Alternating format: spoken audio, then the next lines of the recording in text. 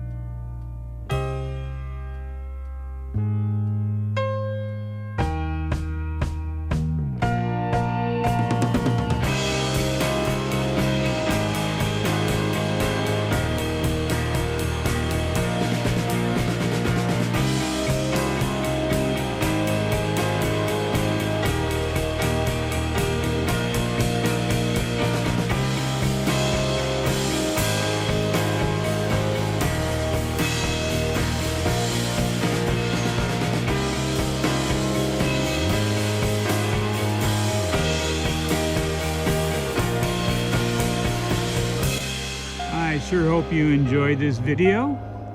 I had fun stopping here, as I always do. Please subscribe and share, comment and like, and come back for more videos, more hidden treasures and not so hidden treasures you can find here on Focal World. Thank you so much.